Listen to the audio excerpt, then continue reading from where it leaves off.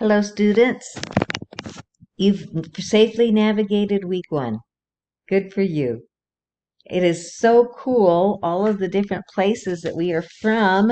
I don't know if you guys noticed in all of the different introduction videos, but we've got people from Venezuela, Korea, Mexico, Canada, couple from Chile, Alaska, England, Bolivia, South Africa, and Ecuador.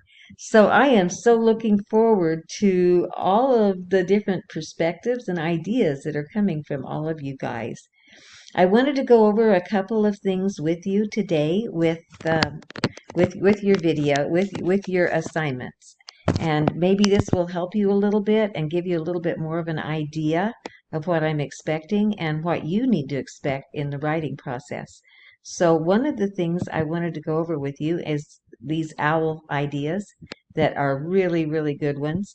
And that is a pre-write. Lots of times people will just make your mind go blank like you have nothing to say. And it brings out that you can try to state your thesis, write an outline, write the first draft, revise and polish. I kind of do it this way, except that I think about it a whole lot before I write the outline and etc. I've actually called it, there's two different theories of writing. The first is this one, which is very structured. And the second one that I have found that a lot of students like to do is I call it vomiting on paper. So you just throw out all of your ideas, everything that you were thinking about. And then when you're finished, you go back and pick out the things that you think you can find the most stuff about. So I want you to kind of be thinking about that one. And then I wanted to talk to you a little bit about the writer's block. Some ideas that you could do with that, and that's kind of what I was talking about with that, is that you can just say whatever you want to. And this is the part that I wanted to bring out in this one. If you have a topic and an outline, but you can't think of what to say first, well, start it in the middle. I wrote my master's thesis on the oral tradition and Native American literature in the works of N. Scott Momaday. That sounds a lot harder than what it was. But what I did, though, is there were some different characteristics of oral traditions, and I went and found a whole bunch of stuff about each one of them.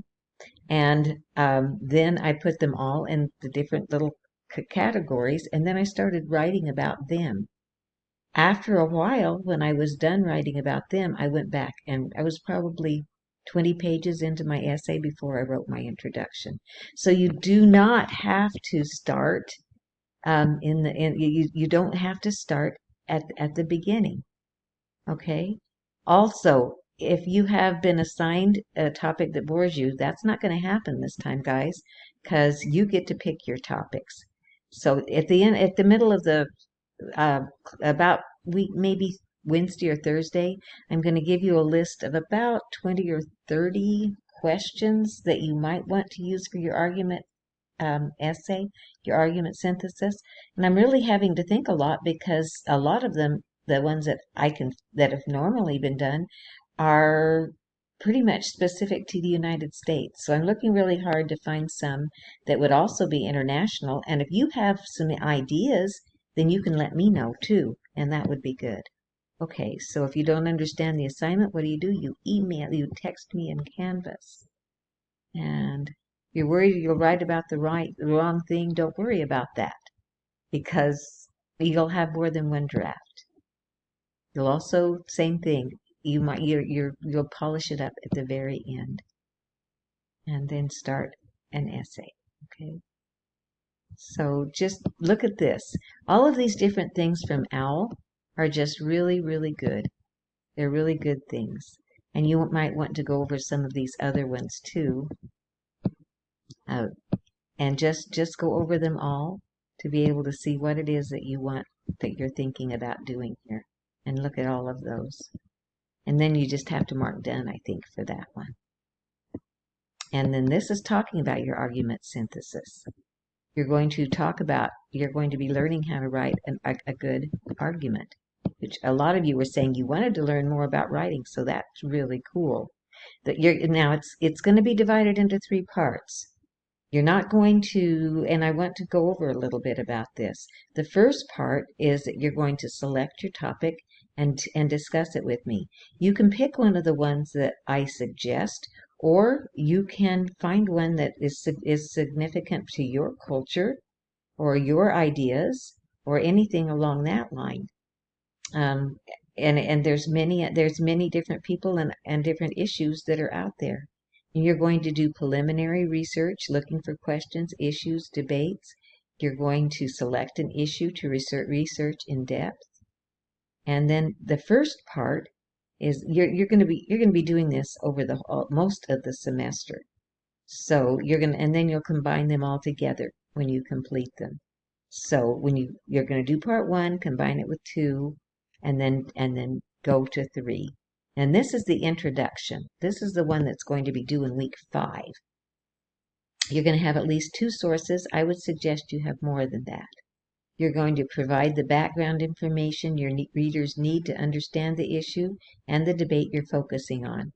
You might want to talk about the introduction of the topic of the issue, if there's any terms that you'll use, background, history, summary of the major points of view or statements of the issue. Now, you're not going to talk about reason and evidence. You're going to do that in part 2. You're just going to talk about general stuff and the significance. What's important about that?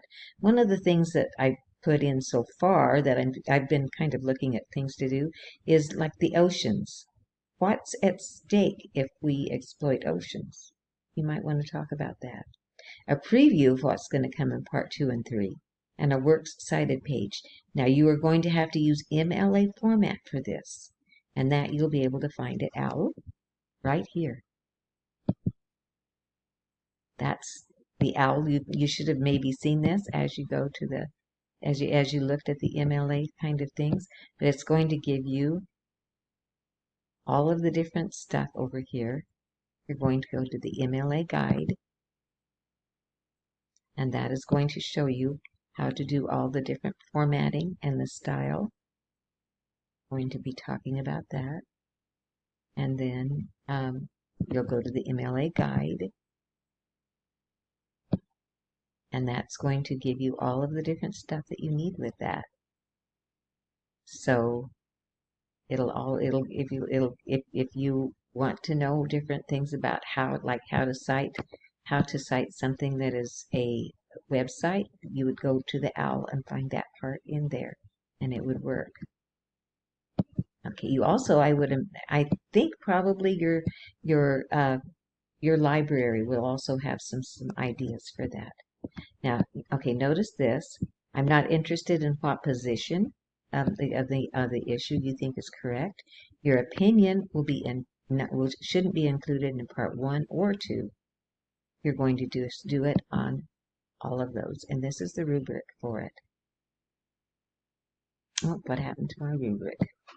Okay, let's see. The overview.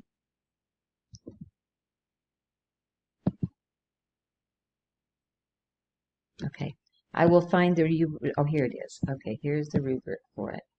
So notice that you're going to get more points for this, 50 points, than you have the others. But it's not due till week 5, so you've got a while to work on it.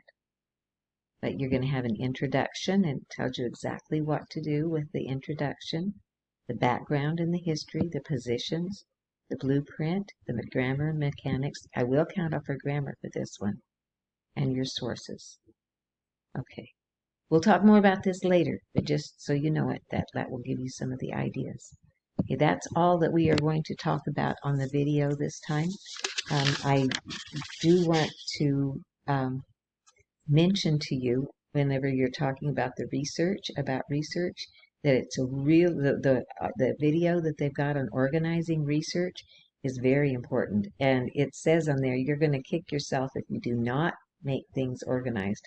Back to my master's thesis, I knew that there were different criteria for each of the oral traditions, so everything I looked at, I put it in there. Then when I got ready to write my thesis, it only took me about maybe 6 months, but it took other people 2 or 3 years because they'd have to keep going back over the research and trying to find it.